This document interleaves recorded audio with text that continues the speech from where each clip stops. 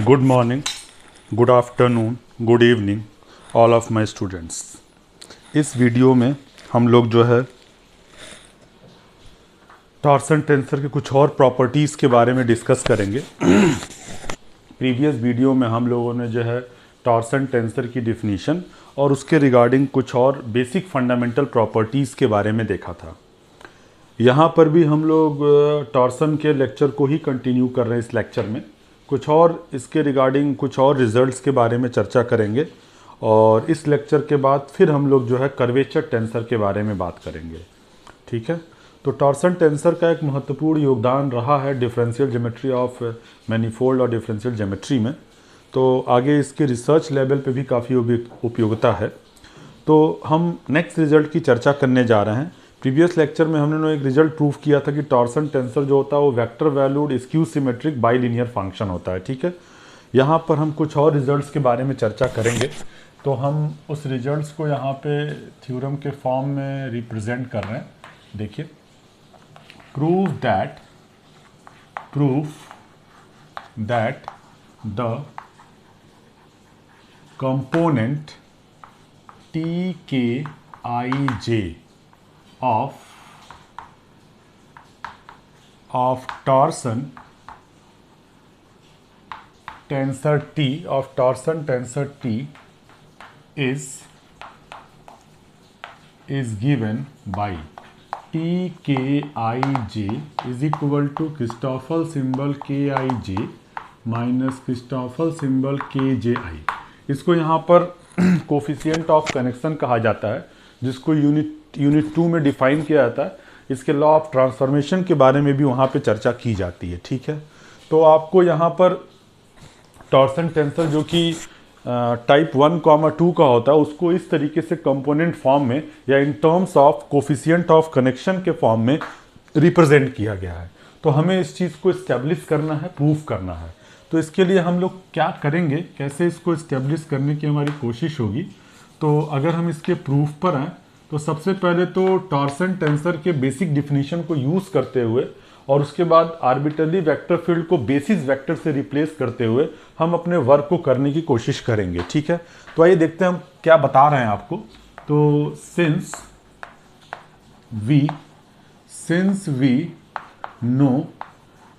We know that T x Y is equal to D x Y D Y x minus Lie bracket x Y. ठीक है, ये होता है for every x comma Y is belongs to chi M is the differentiable vector field.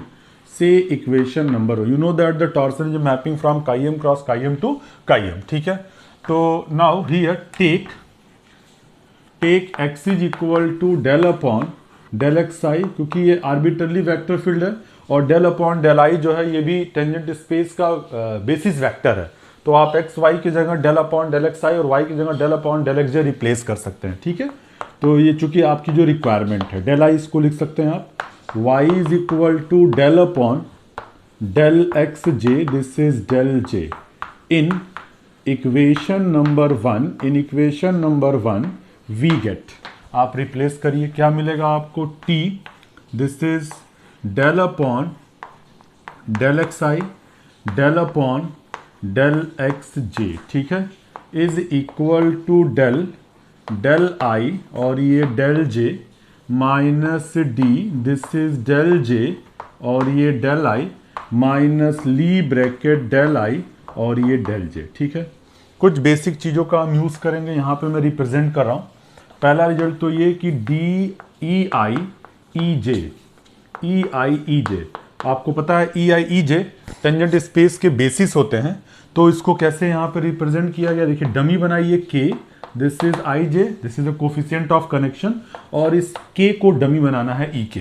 ठीक है, दूसरी बात यहाँ पर दिस इज टी और ये डेल अपॉन डेल एक्स आई डेल अपॉन डेल एक्स जे, इसको लोकल कोऑर्डिनेट में कैसे रिप्रेजेंट किया गया था, मैंने प्रीवियस लेक्चर में बताया था टी के आई जे और ये डेल अपॉन डेल एक्स के को डमी बना देंगे। ठीक है, और दूसरी बात ली ब्रैकेट डेल आई और ये डेल जे, इसको आप क्या लिखेंगे, डेल आई और ये डेल जे, इसको यूनिट 2 में आपने पढ़ा होगा, डेल जे डेल आई। इसका मतलब हो गया del 2 upon del x I del X J minus del 2 del X J del x I is equal to 0। ठीक है, तो हम इन बातों का इस्तेमाल ऊपर वाले में करने जा रहे हैं। ठीक है, जब आप करोगे तो आप क्या बोल सकते हो, और आई जे डेल अपॉन डेल एक्स के, यहां पर आप रिप्लेस करोगे, this is coefficient of connection, this is k i जे और ये डेल के, ठीक है, माइनस के, दिस इज आई जे और सॉरी दिस इज जे जे आई और ये के माइनस जीरो।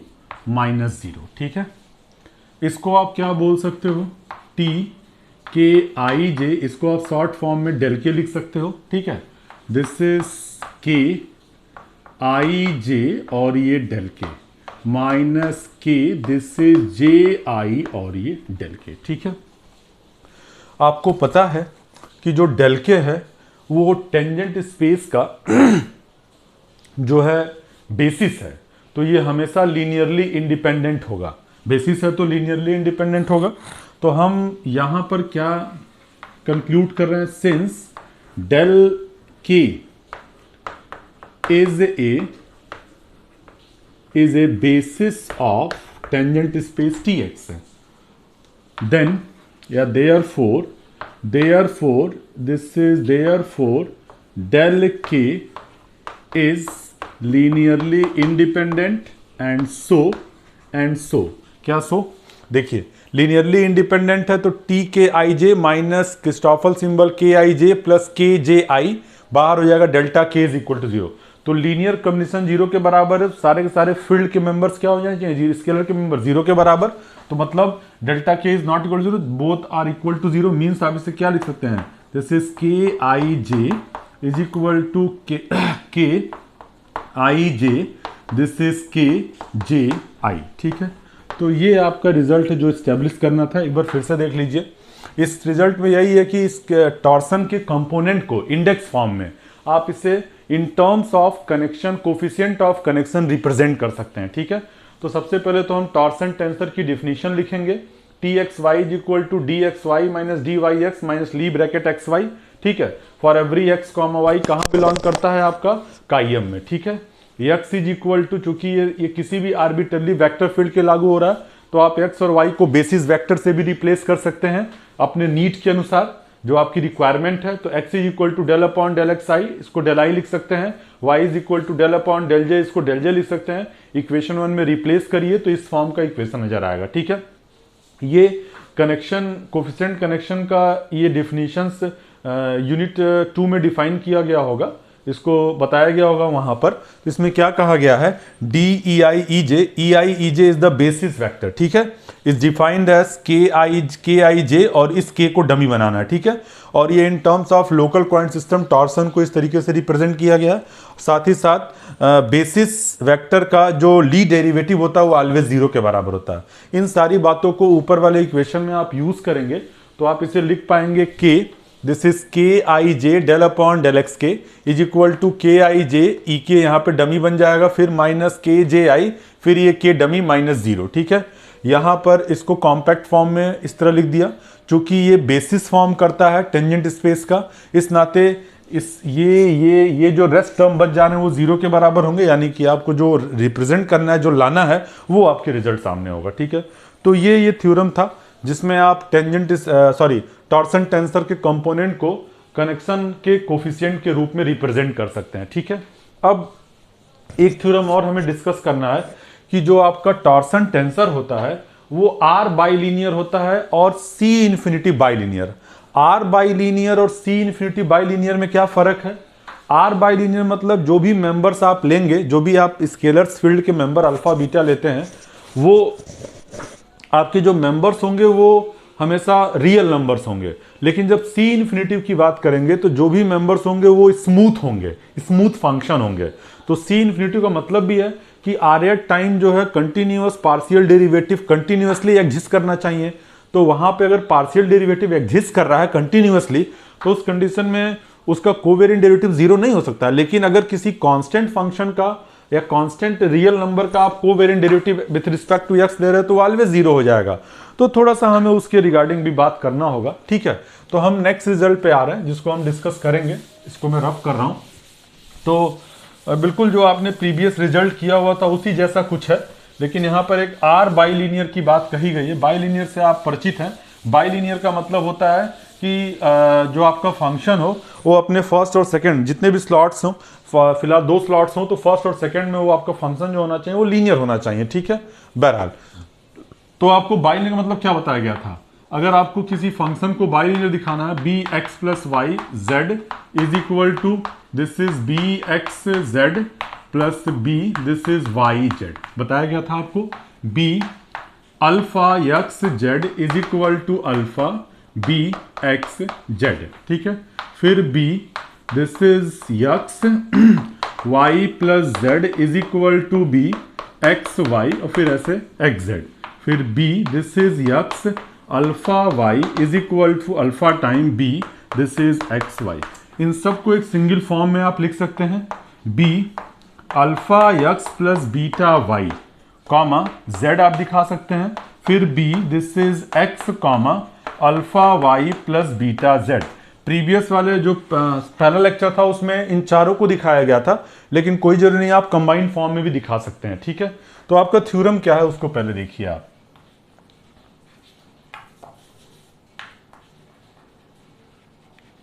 देखिए आप जब अपने थ्योरम की बात करेंगे, proof that the torsion tensor txy follows the following properties. Number 1, txy is R bilinear, ठीक है।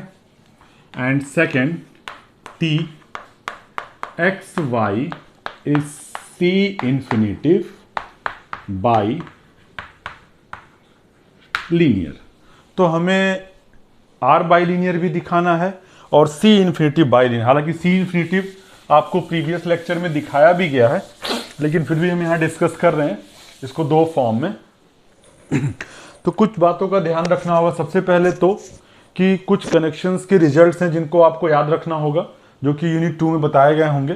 तो इसमें पहला रिजल्ट कहता है this is d x f is equal to x f होता है, f is the C infinity function. और फिर d x F x y this is F D x y होता है। Next d x this is f y is equal to f D x y plus x f y, ठीक है। या यूं समझें आप तो d x f this is y, इसको आप लिख सकते हो एफ डी एक्स वाई, और ये x f this is y, ठीक है।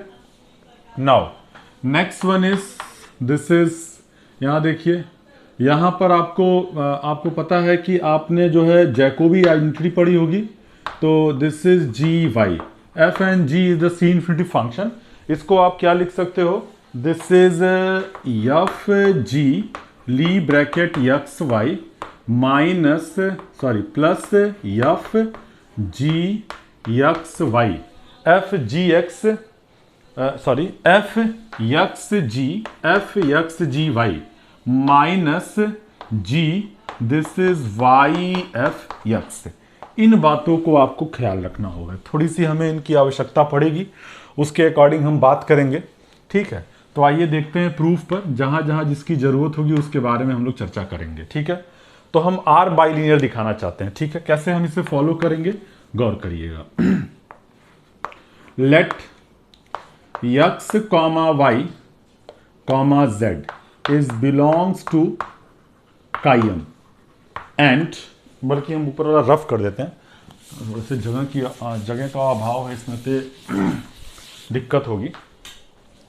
Number 1, let x, y, z is belongs to chi m, ठीक है, is belongs to chi m and alpha, beta belongs to r real number, then we have, गौर करिएगा, this is t alpha x plus beta y z। इस पे आप simply torsion tensor की definition को implement करेंगे, जो आप टॉर्सन टेंसर जानते हैं।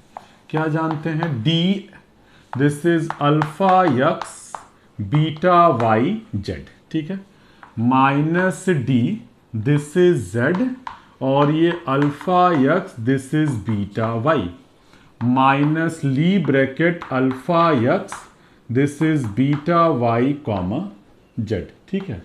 ये आपका डिफिनीशन हो गया। इसको आप क्या लिख सकते थे? D T alpha x plus beta y z is equal to, इसको D alpha x z plus D beta y, और पहली प्रॉपर्टी से f बाहर हो जाएगा, अल्फा बाहर हो जाएगा, वो आपका रियल नंबर क्यों लागू होगा, ठीक है। तो alpha D x Z plus beta और ये डी वाई जेड, इसके लिए आप आइए, डी जेड अल्फा एक्स पर ऑपरेट करेगा, गौर करिएगा, तो ये हो जाएगा डी जेड अल्फा एक्स। इस प्रॉपर्टी को आप इंप्लीमेंट करेंगे, this is equal to f d Z x, ठीक है, एफ नहीं सॉरी अल्फा, और ये हो जाएगा आपका एक्स अल्फा, सॉरी यहाँ पे एक्स के रिस्पेक्ट में, तो this is D Z x, और ये हो जाएगा आपका जेड अल्फा एक्स, ठीक है।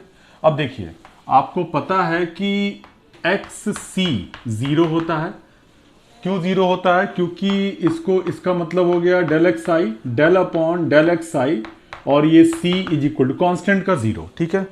तो उस कंडीशन में यार z है, अल्फा रियल नंबर है, कांस्टेंट होगा, तो z अल्फा की वैल्यू इसी लॉजिक से क्या हो जाएगी? 0। तो सिर्फ ये बचेगा कितना आपका? Alpha D Z x. ये यहां पर रिमार्केबल थिंक है।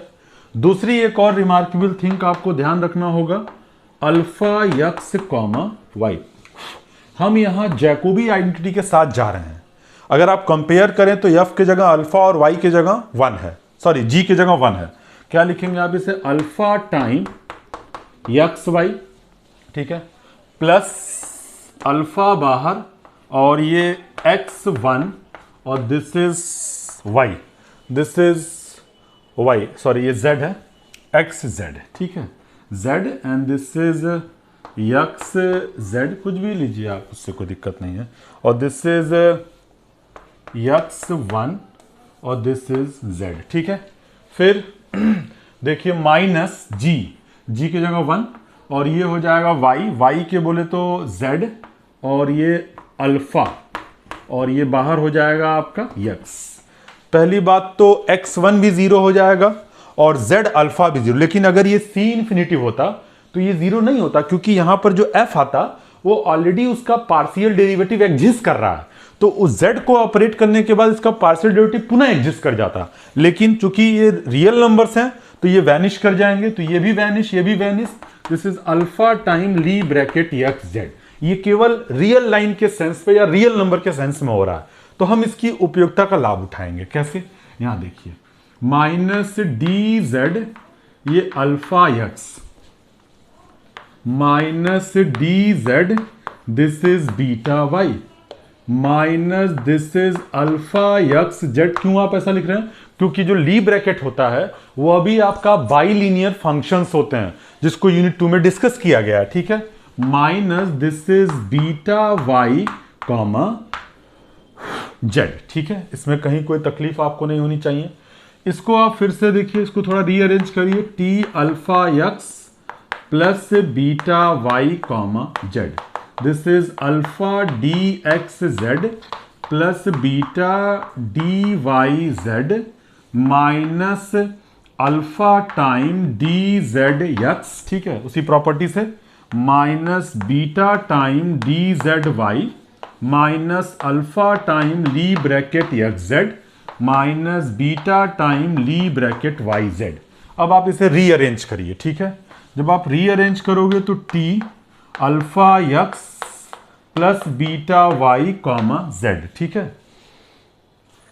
This is equal to alpha common ले लिया, यहां से अल्फा कॉमन, यहां से अल्फा कॉमन और यहां से अल्फा कॉमन, तो ब्रैकेट में बच जाएगा आपका this is d x Z D Z x और minus Lie bracket x z, ठीक है। फिर प्लस बीटा कॉमन ले लिया, बीटा कॉमन लिया तो D Y Z minus D Z Y और minus Lie bracket Y Z, ठीक है। इसको आप क्या लिख सकते हो, this is equal to alpha T X Z और plus beta T this is Y Z. यानी कि ये अपने पहले स्लॉट में जो है ये आपका सिमेट्रिक हो जा रहा है, ठीक है, सॉरी लीनियर हो जा रहा है। अब आपका ऑब्जेक्टिव क्या है कि ये अपने दूसरे स्लॉट में भी लीनियर होना चाहिए, क्योंकि अगर दूसरे स्लॉट में अगर ये लीनियर हो जाता है तो आपका काम आसानी से हो जाएगा, ठीक है। तो बिल्कुल हो जाएगा आसानी से, क्यों, देखिए यहां पे इसको मैं रहने दे रहा हूं, थोड़ी इसकी जरूरत है।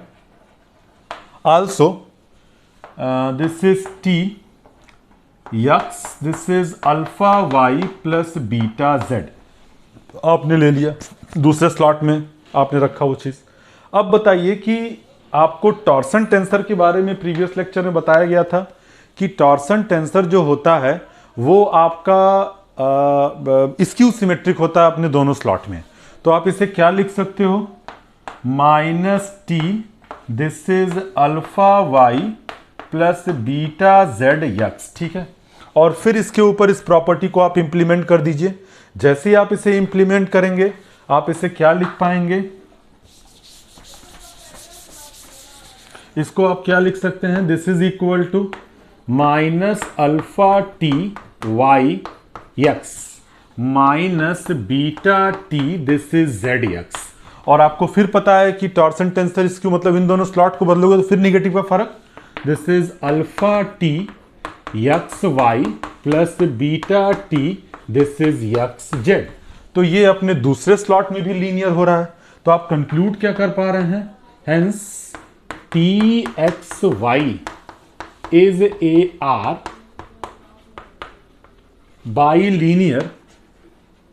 बाइलीनियर फंक्शन, ठीक है।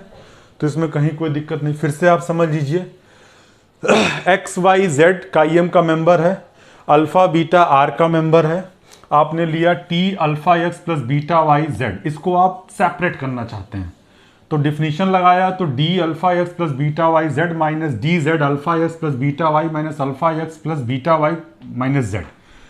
इसको बेसिक फंडामेंटल से ब्रेक कर दिया, मैंने बगल में लिखा था मिटा दिया फिलहाल, इसको आपने दो पार्ट से ब्रेक किया।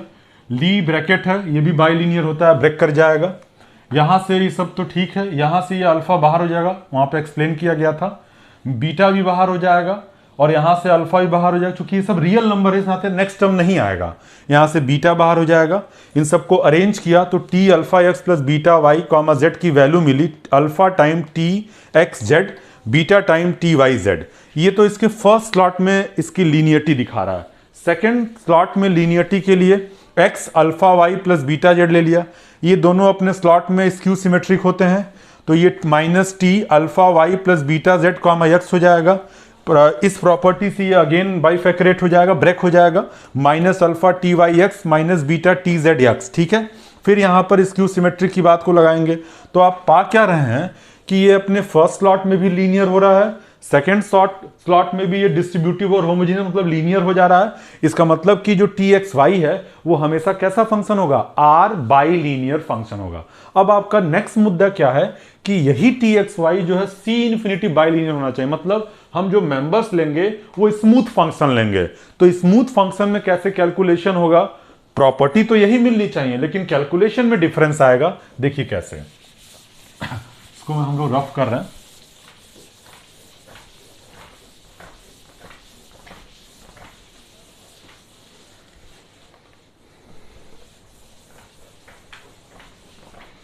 अब हम लोग नेक्स्ट पे आ रहे हैं, जिसमें हम लोग स्मूथ फंक्शन को लेकर अपने वर्क को करेंगे। ठीक है, ये थोड़ा सा अब देखिए, ये लाइन ड्रॉ कर दिया।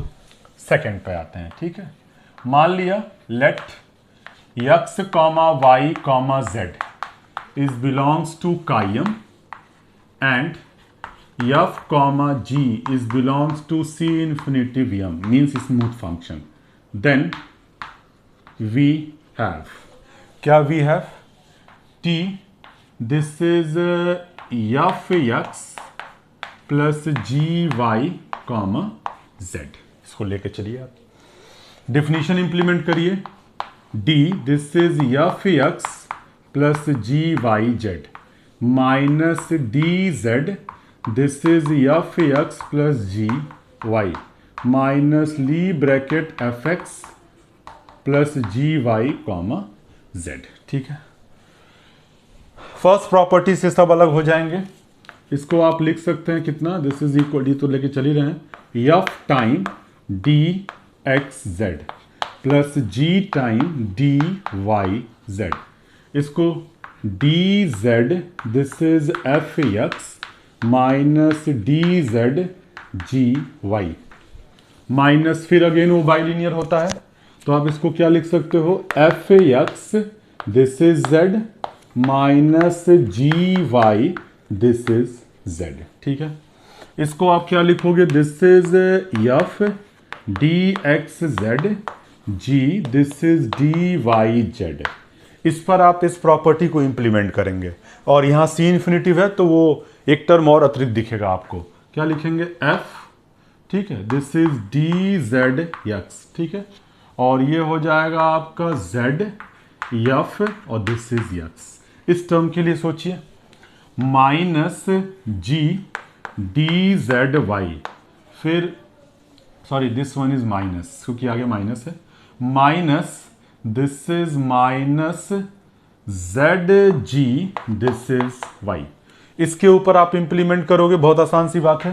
यहाँ पे जब आप एफ एक्स और ये एफ एक्स जेड करोगे, ठीक है, तो this is f is taken outside x Z और प्लस यहाँ पर एफ बाहर, this is x one z minus y minus this is y, y के बोले तो जेड जेड एफ और ये एक्स। ठीक है, तो ये तो जीरो हो जाएगा, यानी इसके जगह आप क्या लिख सकते हो, minus F time this is x z, ठीक है, माइनस माइनस यहां से ये कितना हो जाएगा, z f this is x. ठीक है, this is minus minus plus. ठीक है, और फिर प्लस यहां पे देखिए, sorry, minus ji this is Y z और ये प्लस हो जाएगा, प्लस हो जाएगा यहाँ पर, ये z आ रहा है, यहाँ पर z आएगा, this is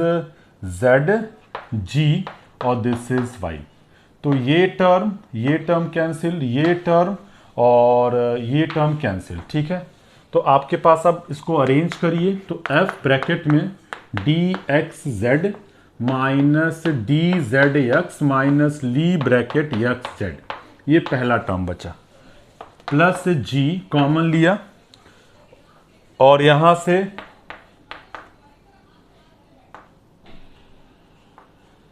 D Y Z minus D Z Y minus Lie bracket Y Z. इसको आप क्या लिख सकते हो, F T X Z plus G this is T और ये वाई जेड। तो आपने पाया क्या कि ये भी आपका ब्रेक कर जा रहा है। अब देखिए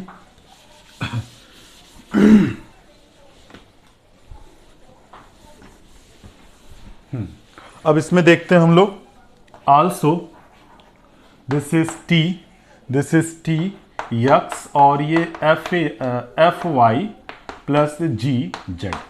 अगेन इस क्यू सिमेट्री की बात को आप फॉलो करेंगे, तो minus t this is f y plus g z x और इसके ऊपर इस प्रॉपर्टी को इंप्लीमेंट करिए, तो minus f t this is y x minus g t this is z x.